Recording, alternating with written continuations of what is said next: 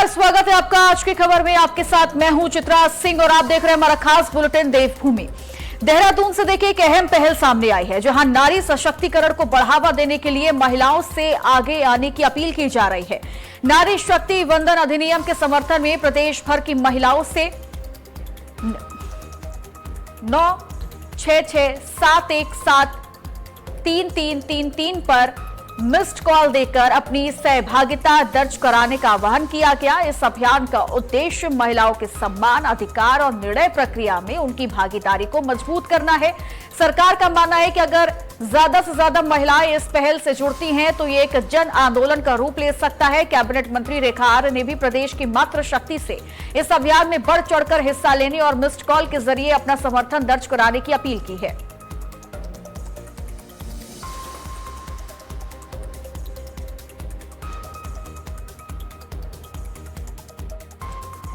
सभी को नमस्कार।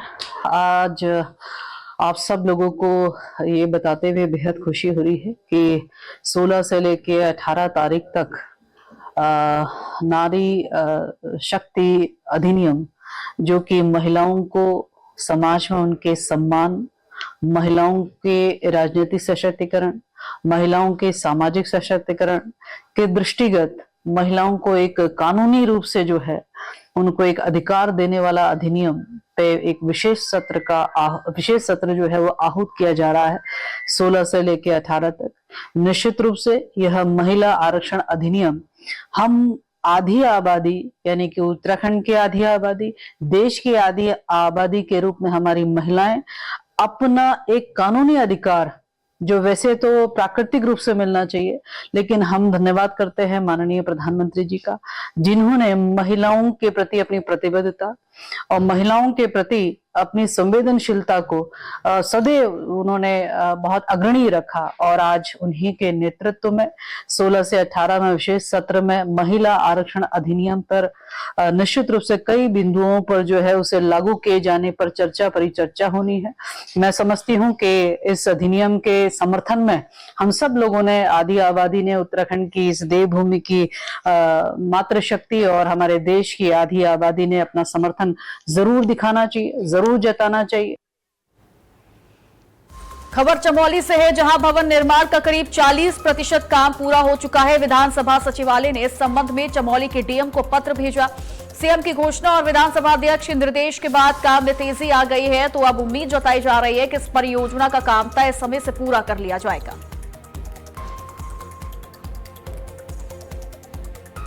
उत्तरकाशी में चारधाम यात्रा को लेकर तैयारियां जोरों पर चल रही है। इसी कड़ी में डीजी लॉ एंड ऑर्डर 2 दिवसीय दौरे पर उत्तरकाशी पहुंचे, जहां इस दौरान उन्होंने 19 अप्रैल से शुरू हो रही चारधाम यात्रा की सुरक्षा व्यवस्था का जायजा लिया।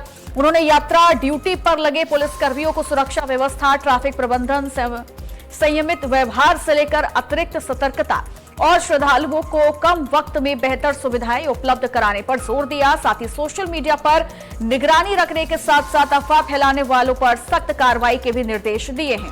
तो पुलिस अधीक्षक ने बताया कि यात्रा को 2 सुपर जोन, 12 जोन और 30 सेक्टर में बांटा गया है। यात्रा मार्ग पर लगभग 600 सुरक्षा कर्मियों के साथ एसडीआरएफ, फायर, पीएसी और एटीएस टीमों की तैनाती की गई है।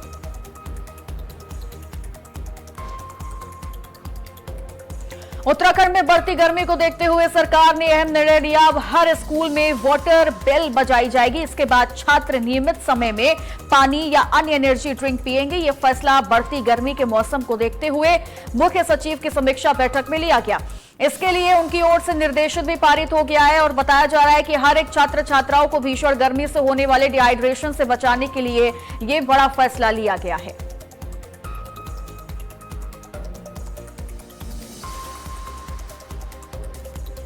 उत्तराखंड के रुड़की से एक चौंकाने वाली घटना सामने आई है, जहां दूध के बकाया पैसे को लेकर विवाद ने हिंसक रूप ले लिया। गंगनहर कोतवाली क्षेत्र के पनियाली नजूमपुर गांव में डेयरी संचालक मोहित सिंह पर जानलेवा हमला किया गया। बताया जा रहा है कि आरोपी जावेद पर कई महीनों से दूध के पैसे बकाया थे और इसी को लेकर पहले भी दोनों के बीच मारपीट हो चुकी थी। उस समय समझौता हो गया था, लेकिन आरोप है कि जावेद ने रंजिश रखी और साजिश रच डाली।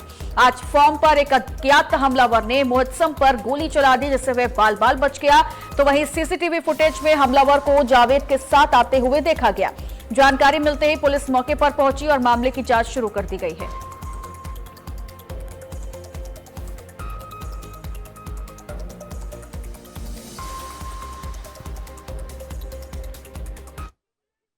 लगा जी गोली चली तो मैं जैसे भाग का आया तो ये इंगे को जोहड़ में कूद के दोनों ने मेरी जाकत में मेरे भाई ने जान बचाई। तो फिर इंगे को इन्होंने देखा, मैं कौन कौन थे।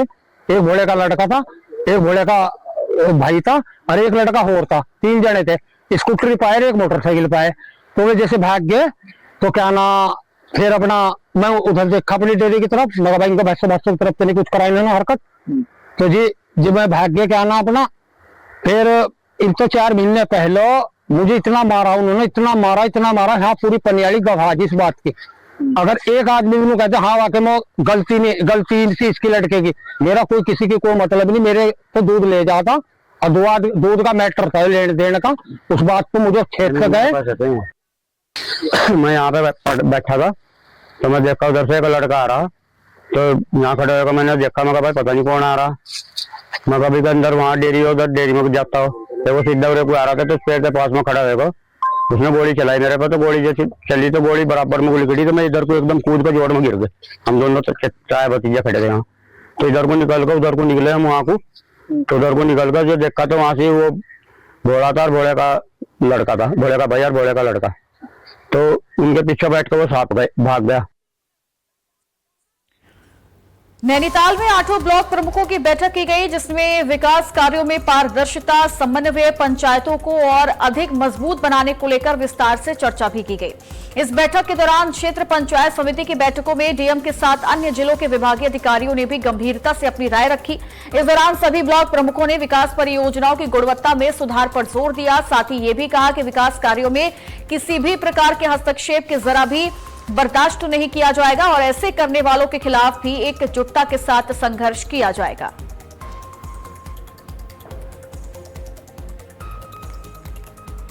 उत्तराखंड में भी अब मखाना उत्पादन की शुरुआत हो गई है। लक्सर क्षेत्र के गंगा दासपुर गांव में कृषि मंत्री गणेश जोशी ने किसानों के बीच पहुंचकर मखाने की खेती का जायजा लिया। वर्णम नाम के स्टार्टअप के तहत क्षेत्र की 2 महिलाओं ने इस नई पहल की शुरुआत की है। गौरतलब है कि मखाने का उत्पादन अब तक मुख्य रूप से बिहार में होता रहा है, लेकिन वहां से प्रशिक्षण लेकर इन महिलाओं ने उत्तराखंड में भी इसकी नींव रखी। कृषि मंत्री ने इस पहल पर संतोष जताते हुए कहा कि राज्य कृषि के क्षेत्र में तेजी से आत्मनिर्भर बन रहा है।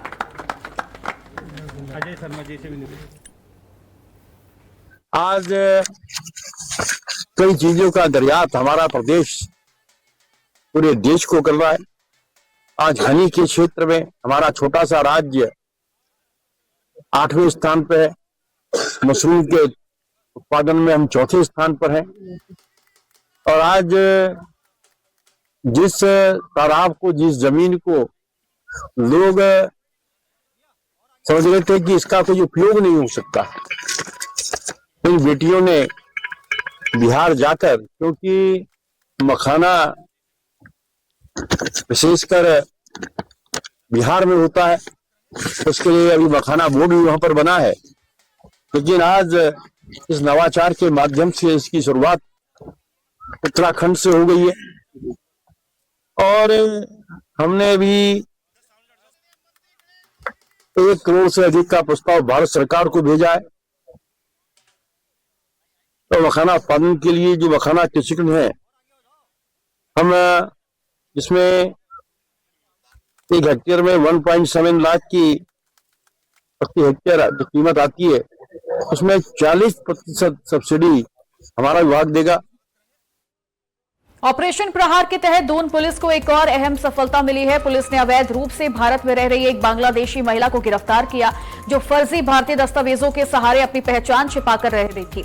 जानकारी यह है कि आरोपी महिला करीब 1 महीने पहले अवैध रूप से बॉर्डर पार कर भारत में दाखिल हुई थी और पश्चिम बंगाल से फर्जी आधार कार्ड के साथ अन्य डॉक्यूमेंट्स तैयार करवाए थे।